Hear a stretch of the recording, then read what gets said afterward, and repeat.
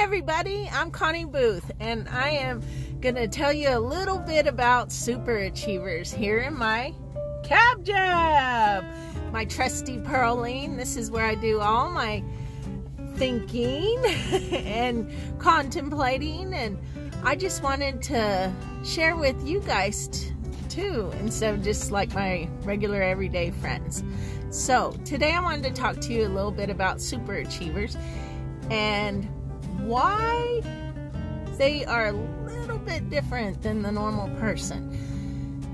They have a higher motivation. There's a drive that comes within them. Where does this motivation come from? That's what a lot of people ask me. Well, in the last few years, I've really been paying attention to like the difference on super achievers and why some people can accomplish things and some people just can't. Well, one of the things is through motivation. Where does this motivation come from? There's two forms of motivation. You have an intrinsic motivation and an extrinsic motivation. Intrinsic motivation is that feeling that comes from within, that only somebody within themselves can pull from. Extrinsic motivation comes from like an outside source, like something else is responsible for motivating that person, such as hey, if you do this, I will give you this much money. Hey, if you accomplish this, then you will get this in return. That's extrinsic motivation. So research has it that a super achiever usually pulls from intrinsic motivation rather than extrinsic motivation. And the top reason why a super achiever achieves what they are going to achieve is they pull from pain and dysfunction and suffering. And those negative emotions, for some reason, twist around them, and they can turn that into something great and wonderful. Have you ever heard the old saying, beauty comes from ashes? Well, that's what I'm talking about here. There's a whole list of these super achievers that have pulled from their tragic, horrible, dysfunction, painful stories and just made their life like crazy successful. I have my little notes right here, and let me share with you a few that I have written down. Okay, the first one I have on my list is Steve Jobs. His parents abandoned him. They threw him away like a piece of garbage. And instead of sitting there feeling sorry for himself, he used that pain and suffrage of abandonment and turned it around to something great. I mean, it's Steve Jobs. Who would have ever thought your parents abandoned you and like you're just so great of a person and done all this successful stuff? It's just crazy to me. All right, the second one is that Richard Branson. That's crazy. You know what? He has dyslexic. He struggled in school. He was called dumb.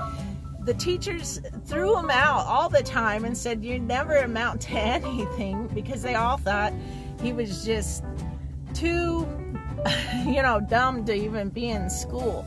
And he was bullied, and he used all that negative stuff that happened to him to be something grateful.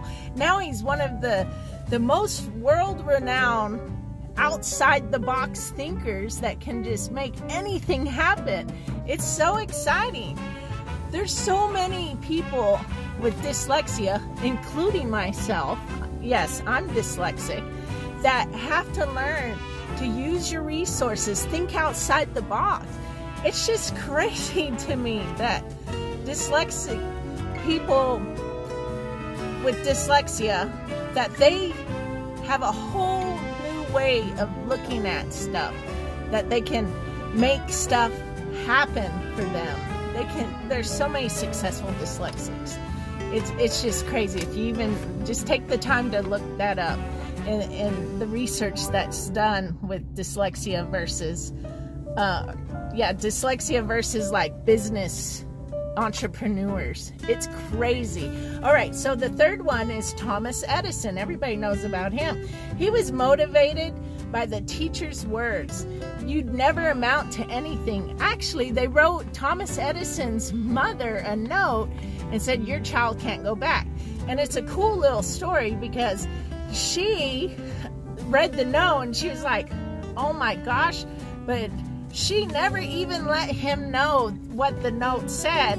She said, oh, they said you're too smart for school, so I guess I'm gonna have to homeschool you. So she, even way back then, homeschooled Thomas Edison into what he was today and all the inventions and stuff. Can you imagine if he was still just stuck in public school, how they could have just squashed his dreams out, you know? It's crazy. All right, and the last one I have on my list I wanted to talk about, it's Michael Jordan. Do you know he was cut by his high school basketball coach? I know. Can you believe that? So it just goes to show you that these people, when they had something bad happen, they were internally motivated. Like, basically, I will show you what I can do, and you, like the world or the teachers or whoever badmouthed them and thought an opinion of who they were, they turned it all around for themselves and became something really successful. My story of motivation, my personal story is I had a lot of different things happen to me that I feel like I've pushed through. One being my first time, I think, was when I found myself, 15, and I had a baby and I was married, and everybody's like, oh, you ruined your whole life. Well, that wasn't true. It just kind of varied my life a little bit different. And I ended up out of that situation, going to college early, finishing my degree. I was able to travel the world when a lot of people couldn't. And here I am, look at this, and my kids are 26 and 30 years old. So I started my second half of my life still young, when most people my age still have kids, like 5, 10, 15 years old. So there's that.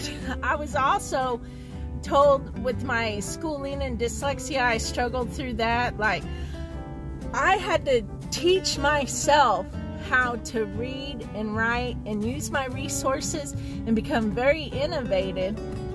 And basically, I never knew until recently how much of an entrepreneur and these different ways and avenues, sort of like Charles Bronson, that I got to take to make myself a higher achiever. It's just crazy. So I need to talk to you about the real lesson here and follow up. I just want you to know you're not alone. You're not alone. We all go through pain and dysfunction here. Being crazy, weird, disabled, whatever you are, is a positive because of your adversity, because of what they dub the negative that you're carrying around. You have an advantage. This is your advantage. It's your true advantage of life to pull from within. Pulling from within in that intrinsic motivation is what helps you succeed. It's what helps you turn into a super achiever if you want to. It always comes from within. Do yourself a favor. Go in there and look in the mirror and really ask yourself, who am I? What do I want to achieve? Remember this, it takes pressure and strength to build a muscle. It takes pressure from the world and strength from within you to build yourself, to build your character. Always remember that. Whenever you're going through a hard time, you've got this. Your hard time is what's going to turn you into a diamond. If you're a piece of coal, that piece of coal needs pressure, strength, years of endurance to turn it to a diamond. You need to welcome your hard times, welcome your dysfunction, welcome the bad things that happen to you, because it's those things that are gonna eventually motivate you into doing what you've always wanted to do, but you don't have the strength, the courage right now. You don't have the motivation right now. So many times people tell me all the time, "Hey, I just don't have the motivation." Well, I'm here to tell you, it comes from internal motivation. External motivation can only go so far. People are only motivated by external factors so far. The rest, when you become a superhero, a super achiever, has to come from within you. Life gives you the muscle to carry through and the ability to go on. All you have to do is take care of your muscles. Take care of it. Build it. Grow it. And before you know it, seriously guys, before you know it, you're going to be good to go. And you're going to find your strength and your muscle for your intrinsic motivation. Well, I hope this helped you today, and this is what I've been thinking about in my trusty steed, Pearline, and inside a cab jab. If you felt like I gave you any kind of value, please like my video and share it with your friends, and check back with me. I should have some more videos coming soon. And I hope you have a great day. Change your perspective on things, and I'll talk to you a little later. Bye.